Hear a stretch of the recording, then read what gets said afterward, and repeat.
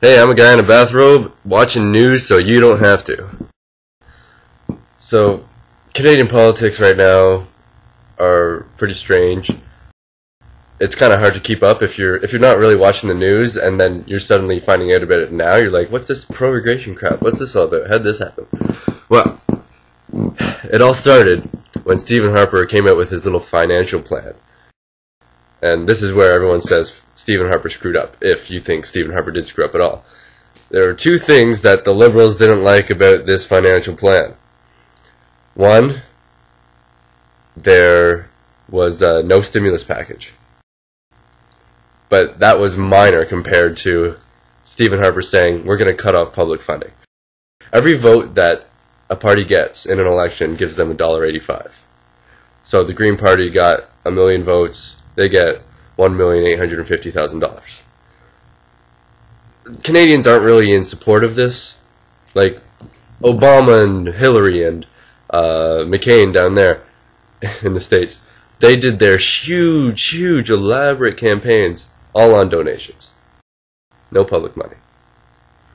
Now, if they can do that, like those were some, like I watched that whole process. Those were some huge budgets. I'm sure that there are people in Canada that have a strong enough political view that they will give them money.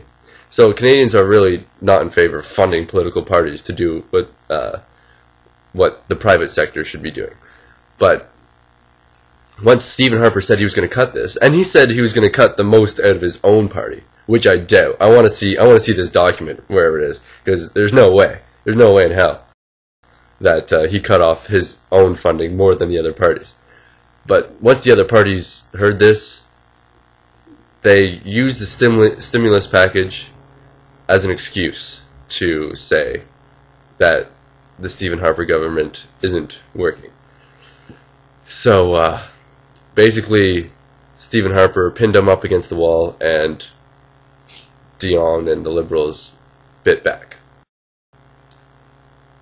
The Conservatives have a reputation of being a bully in government, and this time they weren't going to have it. So, their plea to keep the public funding was realized by the Conservatives. They just said they were going to freeze it, just to glaze over it. They probably still are going to get rid of it somehow, but right now they're just going to freeze it till the economic crisis is done. So whatever. But at that point, the Liberals are way too suspicious. So they continue on this no stimulus package deal. And what a stimulus package is, obviously, is just the government hands out money and in the hopes that everyone's going to spend that money and the economy grows as a result.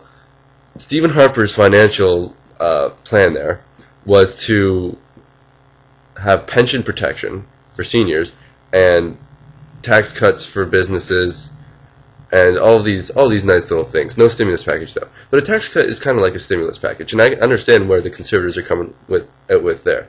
But I mean, if a stimulus package is what the opposition wants, which is 65% of Canadians, if that's what they want, give it to them. I mean, what's the difference between a tax cut and a stimulus package? In one case, they get to keep their money. In one case, you're giving them back their money. I mean, come on.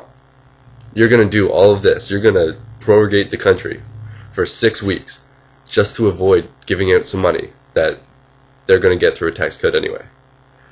Anyways, so the opposition's not going to have it. They want the government now. And since there was an election so recently, they're like, well, we can't really risk an election because that'll just piss off the Canadian people and they'll just go for Conservative. So what they do is they try and do this coalition. So they make a deal with the Liberals, and the NDP make a deal with the agreement that Bloc Québécois won't defeat it.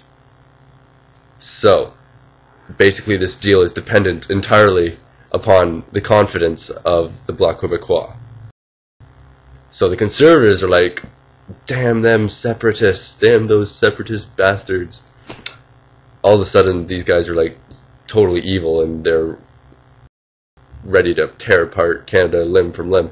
But their agenda has always been just for Quebec.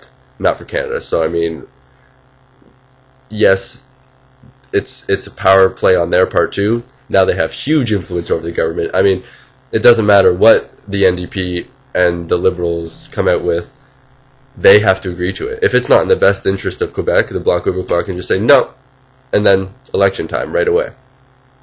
So that's the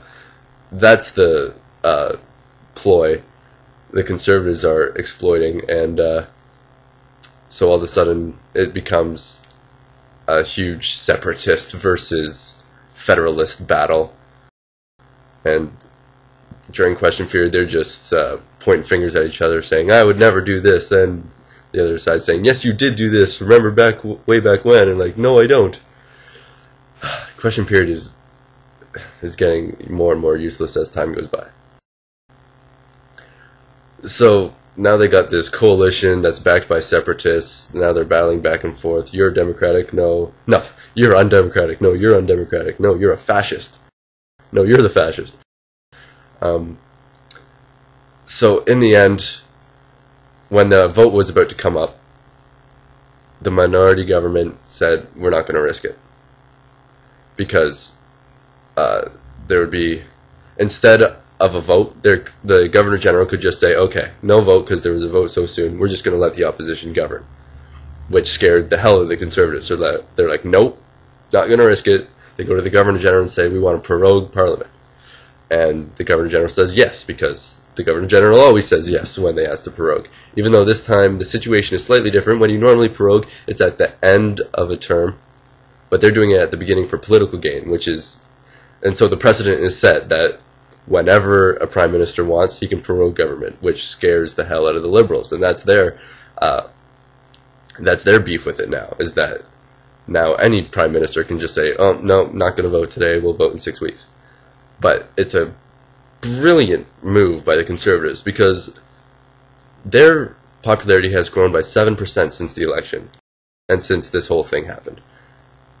And now after he talked to the Governor General, Stephen Harper, he said, I'm going to try and reach across the board to get all the parties together, to work together to defeat this economic crisis. Now he looks like the good guy. And in 6 weeks, the coalition says nothing will change, but man, things are going to change, and I have a prediction. Stephen Harper and his government is going to come out with a budget, and it's going to have a stimulus package in it, and the Liberals and the NDP and the Bloc Québécois are going to look at the polls, and they're going to say, no, we can't say no, because if we say no, the Conservatives could jump out with a majority government even, because people are pissed. People are pissed. 58% of Canada oppose the coalition government. And that's Canada. If you get rid of Quebec, so if Quebec's not, if it's just English Canada, it's 64%. Quebec is obviously in support of the coalition because the Bloc Québécois is involved in it, and you know what, Quebec's like a special case. Even in polls, I mean, they have a poll for Quebec and the rest of Canada in the Globe and Mail.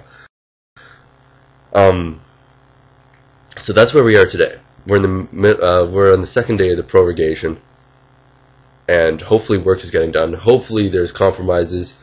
Hopefully one side is reaching out to the other side, and the other side is saying, okay, finally, let's think about the people. I hope Jack Layton's in there hammering away at the Conservatives, being like, this is what we want, and we better get it.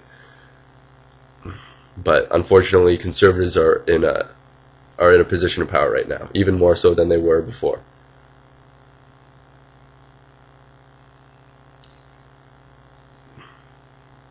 Who's working for us?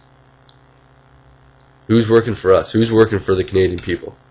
Who's not thinking about their political values? Who's not thinking about political gain? Who isn't in it for the power? Who isn't in it for Quebec sovereignty? I mean, that's a whole different issue. Who's in it for Canada? Canadians? NDP, man. And if you saw my last video, there's definitely a pattern here. NDP's for us.